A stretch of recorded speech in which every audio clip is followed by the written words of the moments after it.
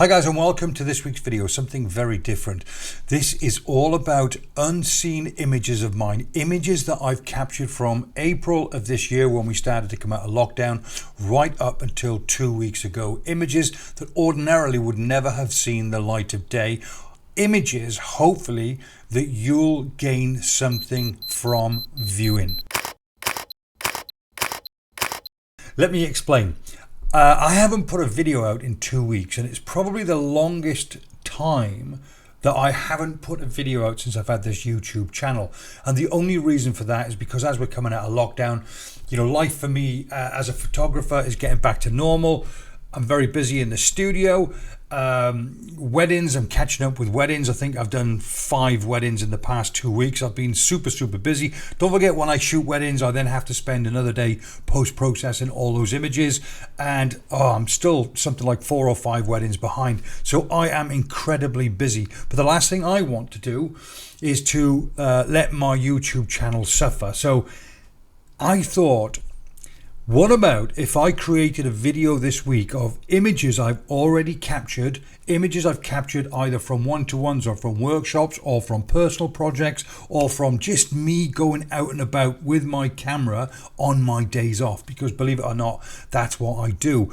But it might also answer a burning question that I'll cover in a second. So coming up in this video, I'm going to show you something like 63 images that wouldn't ordinarily see the light of day, that I think are probably worthwhile showcasing to a certain degree, although some I'm not happy with, which I'll talk you through as well. And hopefully, if I show you the pictures, explain roughly the scenario and how I took them and what I did in post-production, sort of, then maybe you might gain something from it.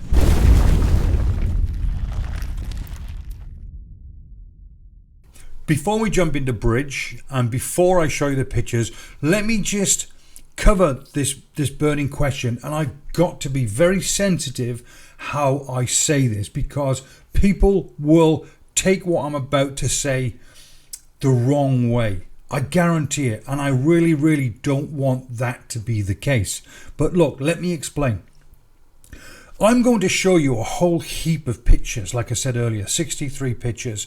These are pictures that will ordinarily never see the light of day. These are only the showcase ones. If I show you one, there might be 100 that I've taken, but that's the one that I like. So the point I'm making is this, and this is the burning question. Lots of people comment by saying, I wish I could take pictures as good as you. Right. Stop right there. First and foremost, just please bear with me, because this is the point I'm trying to make. I'm no better a photographer than anybody else who goes out with their camera as often and as regular as me, who visits the amount of places that I visit. I'm no better. But the point I'm making is this. When somebody says, I wish I could take pictures as good as you, I can almost guarantee it, and I've got to be very careful how I say this because I know it's a very sensitive subject. I can almost guarantee it's like football. Why are you a much better footballer than me? Well, that person who's probably a better footballer probably trains 6 days a week. Might just be doing keepy-ups every day in his garden. Compare that to somebody who might pick up a football 3-4 times a year. So the point I'm making is, not only does practice make perfect, but you'll all end up with a brilliant portfolio if you go out every week. If you go out 2 days every week, your portfolio will be even better. If you travel the world, your portfolio will be better again. So the point I'm making is, maybe some of you guys might think, hey, I wish I could take pictures as good as you, but maybe you don't actually realize how many pictures I take, how often I go out and about. I practice a lot. I visit a lot of places, thankfully, because that's my job. I know not everybody has the ability to do that, but I'm hoping that will answer the burning question. I'm not better than you. I probably just go out more often. That's the same for every photographer. It really is. So image number 1. This is the bathing house. I was here on a workshop, but I love this place. I so love this place. Every time I'm up in the northeast, I just have to visit this place. I don't know why, it's just fantastic. But the way that the waves lash in from the left-hand side, whether it's a fast shutter speed during a storm or a slow shutter speed or playing around with a second or two shutter speed, then it's really amazing. The sort of images that you can come away with, especially on an AM shoot, because it's a sunrise shoot. I captured this at f11 with a 3.2 second exposure, but I really like that. I would see that picture and the first thing I would think of is, wow, I can't wait to go back when the sky is much nicer, so I would travel there and travel there again. And this is another shot, obviously from the same location, but this was shot at a half a second. Again, with the waves crashing in and the waves crashing out, I took so many pictures and I eventually ended up with this one as my favorite. And I love the shot, and I think it works really well in black and white. Again, using every millimeter of my 16mm lens, nice and wide. I've used the rocks down here as foreground interest. I think that really works. The white foamy water, I use that as a leading line, taking you right up to the bathing house. That's a 2-minute exposure, so you can see instantly from that same location. I've taken a 3.2 second exposure, a half a second exposure. I've cropped it differently with this particular image. Obviously landscape away from portrait, and this is a 2-minute exposure. Now, you're only seeing 3 images from this location, but I guarantee you I would have taken perhaps 50 or 60. I might have focus stacked, or certainly focus stacked some of the images, and also I might have captured, individual skies as well, just in case I wanted to capture this particular shot but with a different sky. This is quite a nice picture. A world beater it certainly isn't, but I took this while I was down at Black Church Rock down in Devon and Cornwall. I don't really know why I captured this one. I think it's because it's quite a difficult one to shoot. The idea is to try and maintain as much detail as you possibly can, and when you shoot directly into the sun, it can prove to be very difficult, and that's a mistake that a lot of people make. They'll shoot into the sun and the sky will be grossly overexposed, or if you look at the reflection on the water here, that will be grossly overexposed, and it's really important to make sure or ensure that never happens. I suppose that's why I kind of like this picture. Another image that was shot down in the same Devon and Cornwall area. I love this particular shot. Typical me, long exposure. Again, sun setting, shooting directly into the sun, but the detail off the side of these rocks here and everything. Yeah, again, a world-class image. It isn't, but it's one that didn't make the video, but I still think is quite a nice picture. Probably similar to you guys, I went out and about photographing bluebells because that's what we do every year, and also I went out photographing the garlic woods. The garlic woods was a nightmare this year because the best garlic woods that I know, a tractor had driven through there the week before I turned up and everything was churned up. Obviously, where I go, the woods is owned by somebody. It wasn't vandalism, it was just a farmer doing what farmers do. It just so happens that the timing sucked, either from him or from me or from both of us. So the actual garlic wood shots this year was a real headache for me, so in the end I just gave up on it. I got a couple of nice bluebell shots, but if you went out this year, I'm sure that you guys are probably thinking the same as me. The bluebells this year were nowhere near as good as the bluebells were last year. Having said that though, I got one or two fairly okay shots, but shots I wasn't happy enough with to make a vlog. I quite like that one. That's an okay shot, but nothing fantastic. Likewise, that's quite nice. So this is a shot I took a couple of days after I run a workshop up there. Again, what I tend to do is if I've got a 3-day workshop, I'll book a place for a week. I'll conduct the 3-day workshop and then I'll go off myself for 2 or 3 days, you know, just to get out and about, to explore the area, to look for other areas that I haven't photographed, etc, etc. So that's just me, and I like that picture, but again, never seen the light of day until now. Quite nice. I do quite like that. It's really, really nice. In Glencoe, one of the lochs there, which is terrific, and this image is infrared. I do like my infrared. I will make a video, probably a tutorial, or, you know, I'll try and entice you guys to shoot infrared if you like experimental with your photography, because infrared is pretty cool, you know, it is pretty cool. But yeah, I like how that turned out. That's really quite nice. Again, up in Glencoe, the lone tree, love that.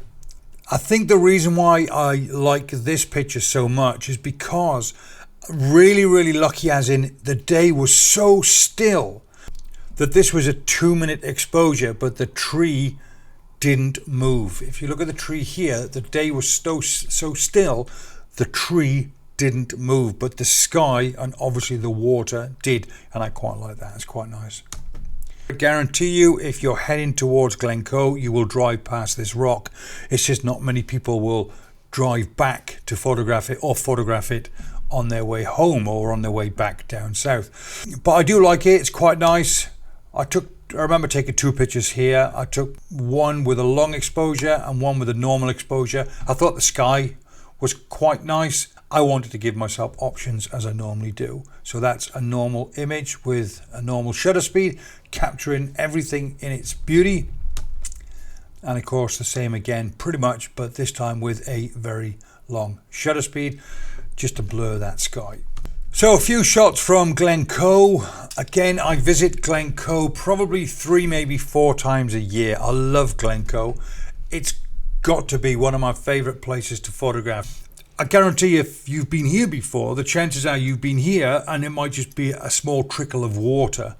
Or in this instance, it was a torrent. It was a rage of water, if that's such a thing. Can you have a rage of water? Anyway, it's a torrent of water. And so therefore you can go back here week after week after week, and I guarantee you the picture will be different. The lighting will be different. The conditions will be different. The water levels will be different. The sky will be different. Yeah, so that's why I do it. That's why I do. I can't help myself. I cannot go to this place here shooting the buccal in the background. That's the buccalative mounting in the background. There's no way I could come here with or without a group of people and not photograph that myself. It's just impossible. I just love it so much. I do. I love it so much. Beautiful. Nice and low into the water, 16mm, and it's a good shot. It's a really, really cool shot. I don't think I was happy with the sky. When you have a sky like this, I call it a bitty sky.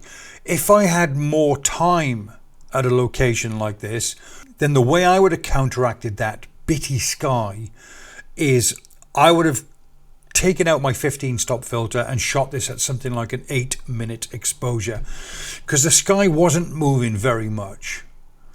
But over 8 minutes, every sky will move. So therefore, that bitty sky will then turn into a blurred sky. So assuming that you like blurred skies, then that would work out very nice indeed.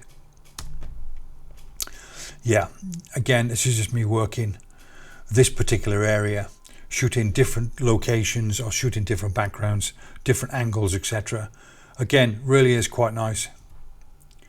Same thing this time. I don't think that worked as well, but I got down really, really low, because this waterfall on the left hand side is actually, it's probably about 2 foot tall. That's all it is, but it's about perspective. So I got my camera down really low just to try and make or create more drama from this waterfall on the left hand side. I really like that. A worldie it isn't, a nice shot it is. There's no format. Portrait, landscape, long shutter speeds, quick shutter speeds, and just keep working the scene. Keep working the scene. Love it. Same mountain, different foreground. I was actually in the river here. It's not a location that's shot very often, this one. Very difficult to get good conditions down here, but what drew me in with this, because we were lucky, we turned up just after It had rained and rained and rained for about 2 to 3 weeks solid. But you know what? This is why Glencoe is so cool, because you can see the water raging down here. But in 24 hours, that'll be pretty much a trickle, because the water just seeps down from the mountaintop so quickly. And that's why, you can go to Glencoe and be disappointed by the level of the water, or, of course, in this instance, you can be blown away by it. But I do like that shot. What I don't like about this particular shot is the sky. The sky is too bitty. Same location, little bit of abstract work. You can just sit your bum down, aim your camera at a waterfall, get in nice and tight, look for oddball compositions, slow down your shutter speed and play around. But they are quite nice. Shots like these do work well, as long as you like your abstract photography. But what they are good for is, if you've been walking for miles and miles and miles, you can sit your backside down on a rock somewhere, just point your 70 to 200mm lens into a waterfall and just work the scene and have a rest. This is Glenfinnan Viaduct, and I've photographed this quite a few times. This viaduct obviously has become world famous because of the Harry Potter films. But, if you can go there and capture this particular scene when the steam train is coming across, then, why wouldn't you? I don't care how cheesy you might think it is.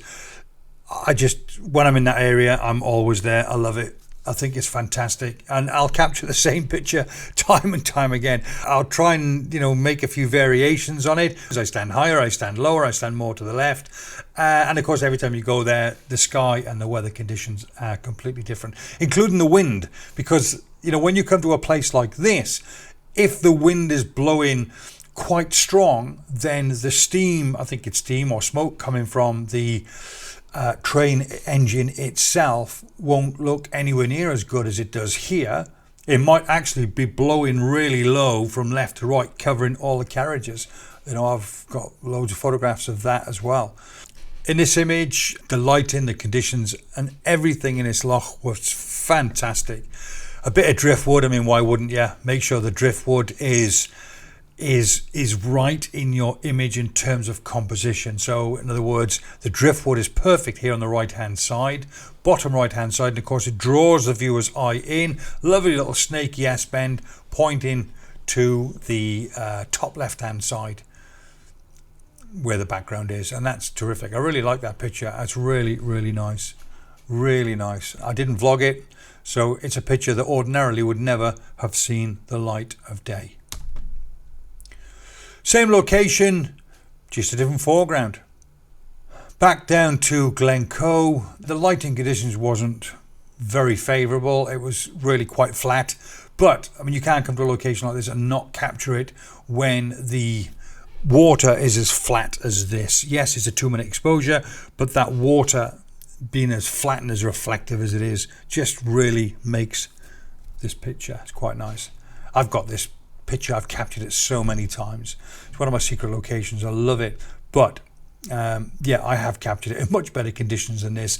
Also, if you go up in the winter time, then the mountains in the background are snow-capped. Again, without stating the obvious, it would make this image look way better than it currently does at the moment. But still, not a bad picture.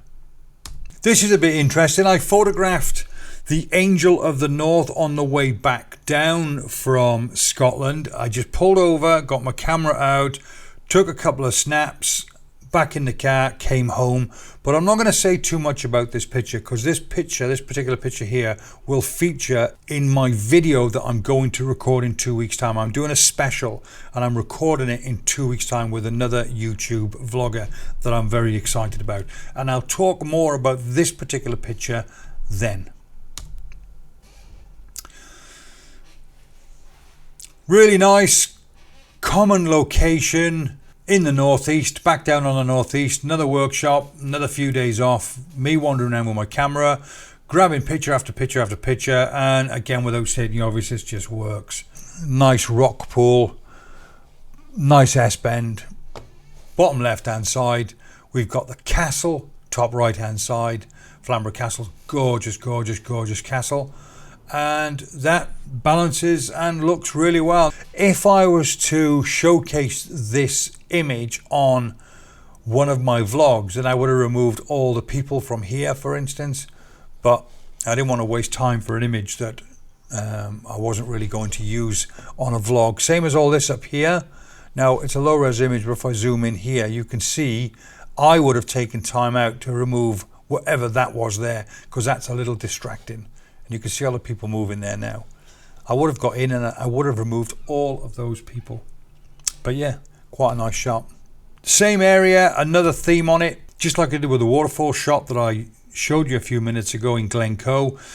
These rocks on the left hand side are about 2 foot tall, but of course if you get down nice and low with your camera, then you'll end up with a different perspective. But in hindsight, I'm not overly enamored with this picture, simply because I like how this looks really dominant in the image, and it looks strong. It looks cliff-like, although it's only 2 foot tall, but it's cutting off the horizon here.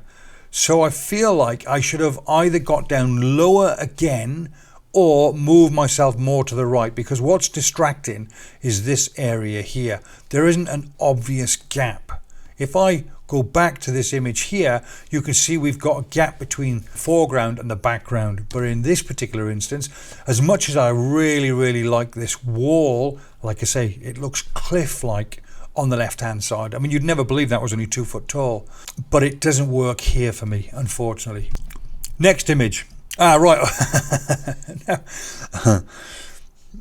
this is weird because this is typical me. The waves were lashing and smashing, and I was so taken back by the waves, and I stayed in this place here for an hour and a half. I'm not joking. I took photograph after photograph after photograph. Now, I think compositionally wise, it nearly works, but what it lacks is something in the background. So as a foreground, this is perfect, but what's missing? But when you look at the images in the cold light of day, and you think, yeah, I really like that. However, you realize there's a missing element from the picture. It plays on your mind a bit. And in which case, this picture would definitely never see the light of day.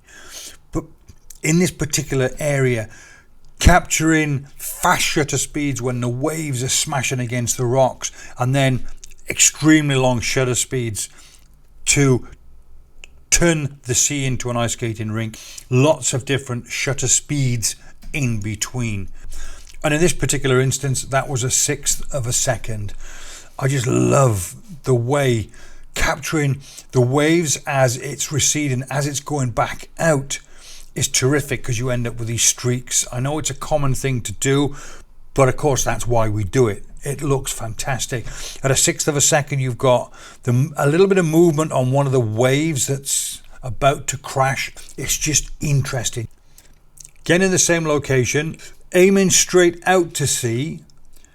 Compositionally wise, I think this works for me. There's nothing in the background, but the breaking wave up here, I think, is probably enough interest for me to include this picture onto my website.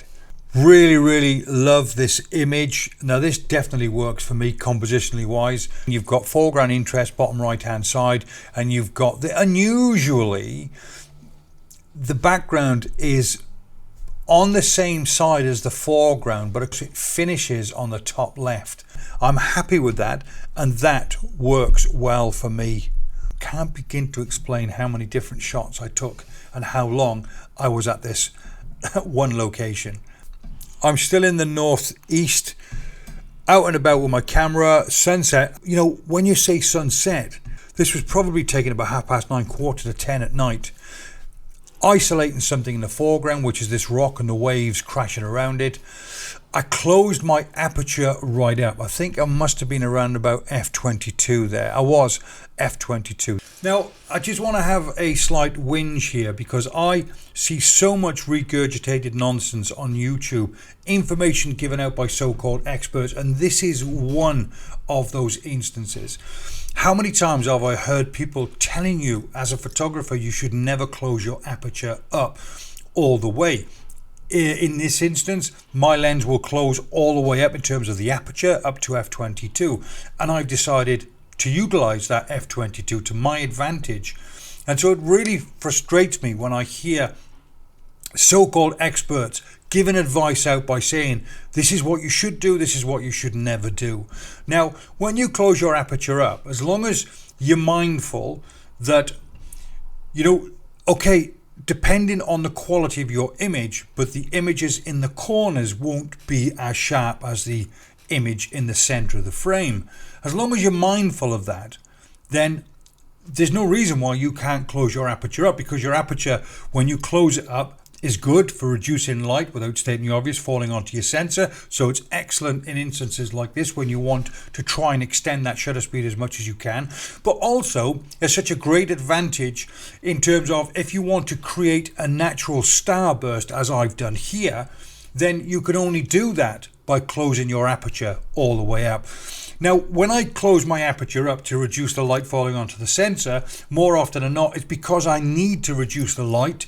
That's much more important to me than the edges of my frame being sharp, especially when I'm taking pictures like this where I'm turning the sea into an ice skating rink, because most of the image is blurred anyway.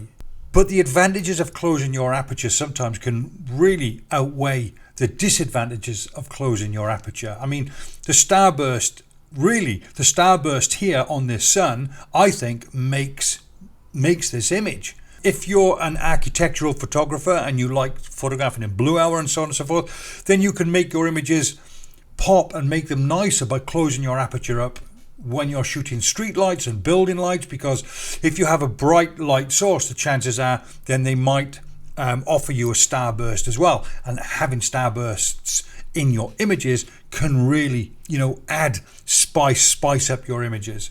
Take with a pinch of salt when so-called experts tell you what you should and shouldn't do. Just know and understand what the implications are if you adjust any of the settings in your camera, and if it favors you and your particular shot, then do it. Silly not to, really. Okay, love that shot. Rant over. Love that shot. Love that shot. That's really nice. This is the bridge to nowhere. I was here with a group of guys as part of one of the workshops I was running. In case you've not been there for a while, this is a new handrail that they've recently added. I wasn't sure whether to leave it in or take it out, but I'm not really that interested because this image is not likely to see the light of day anyway, but it's still a lovely location and a nice image nonetheless.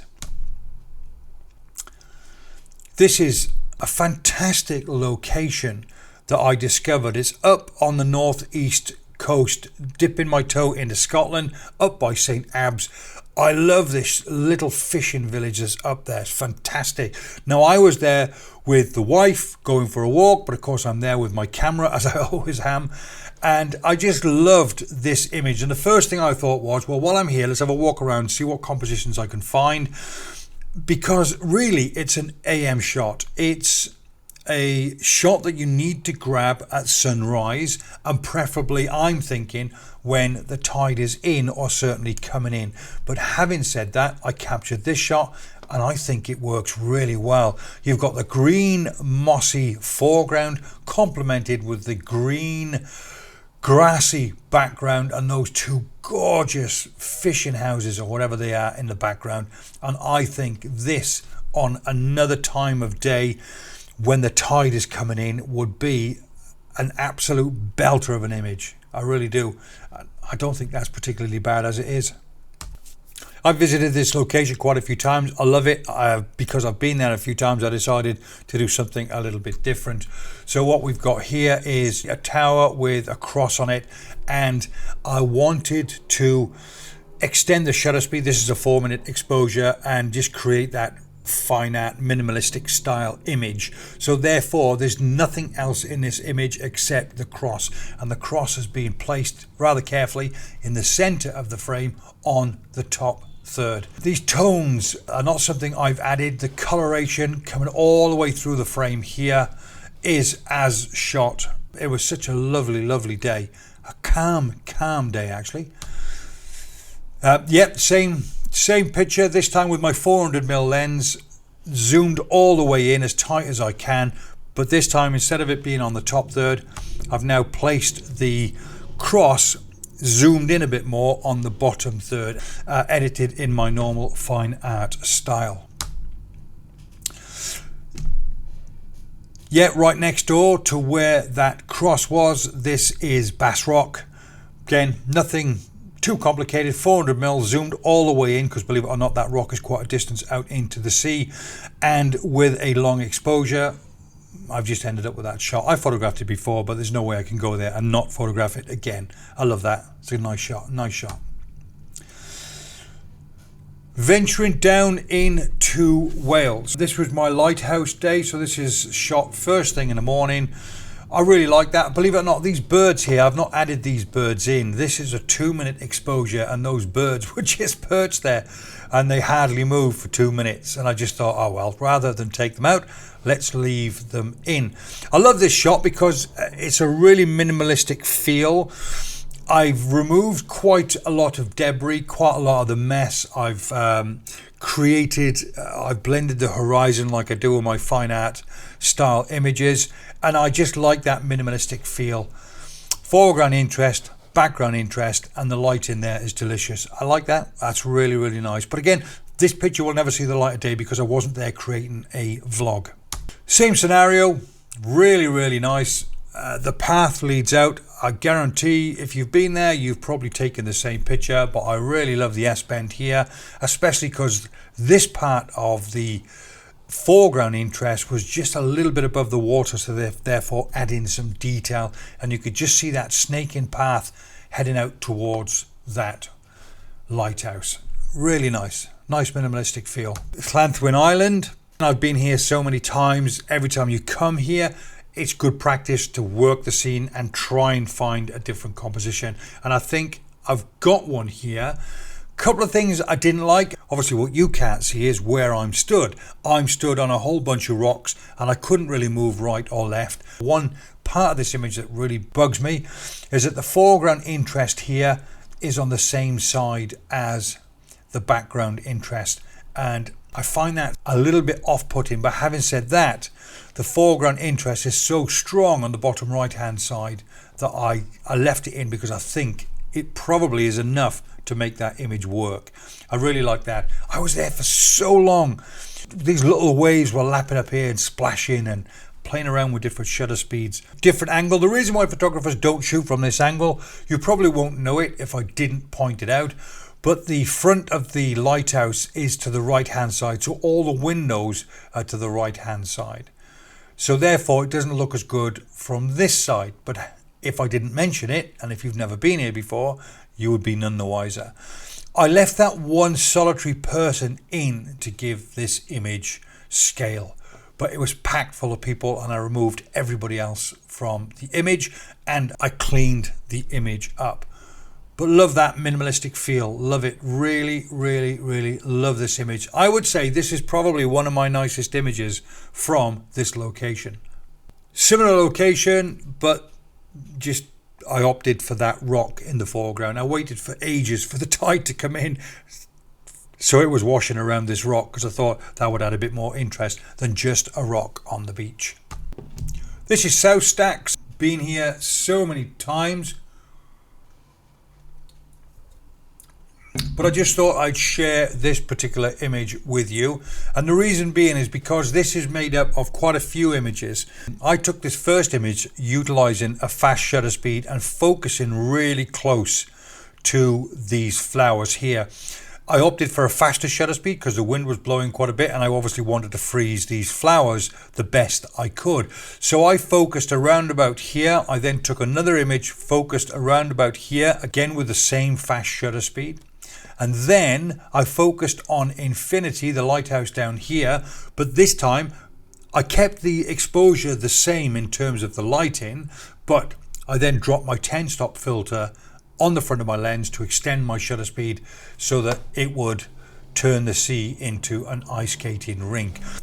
So the two images I captured that make up my foreground interest were shot at 100th of a second, and the exposure I used to capture the lighthouse, focusing at infinity, and the water surrounding it was 2 minutes. But when you blend those pictures together, they work really, really well.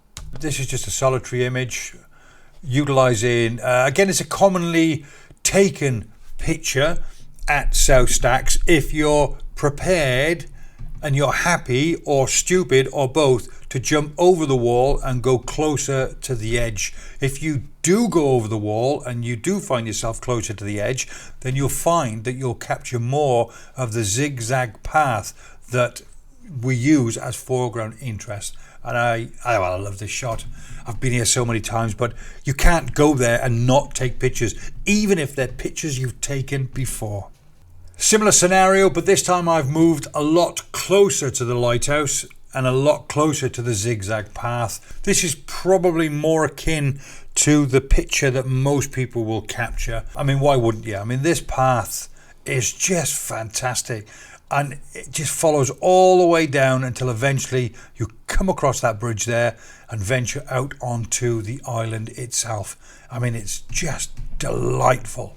I love this place. And if I visit it again and again and again, I'll be sure to keep taking the same images in the hope that something is different in the frame next time. Still in Wales, this is the Ogwen Valley. And this isn't the normal honeypot location. This is just slightly away from that normal honeypot location. But I did like the water cascading down here, and I thought it would make a nice foreground interest. And I quite like it. I don't know if I would have preferred a better sky. I do find skies like this to be bitty. You know, when they're just made up of tiny little bits, I find it a little bit bitty. But yeah, it's not bad. The lighting wasn't particularly brilliant, but I think it makes for a great black and white. Yeah, well there, as you could see, it's a similar shot. But yeah, in colour you could see that the sky's a little bit bitty there, a little bit too bitty for me. But not bad shot. This was shot from a different location, but still looking down onto the Ogwen Valley, and I do love this, and it was one of my favourite shots I took from a couple of years ago. And when you're here, you've got to bring the guys to this particular location because I really love it. Quite a bit of Photoshop done in this particular image, only because I needed to clean the foreground up. The foreground was quite messy with rocks and it was all very bitty, and this big boulder here sat around about here, which was the same side as the stile, which I don't like, so of course I moved it to here. But yeah, honestly, this was one of my favorite shots I took from, I think it was the year before last.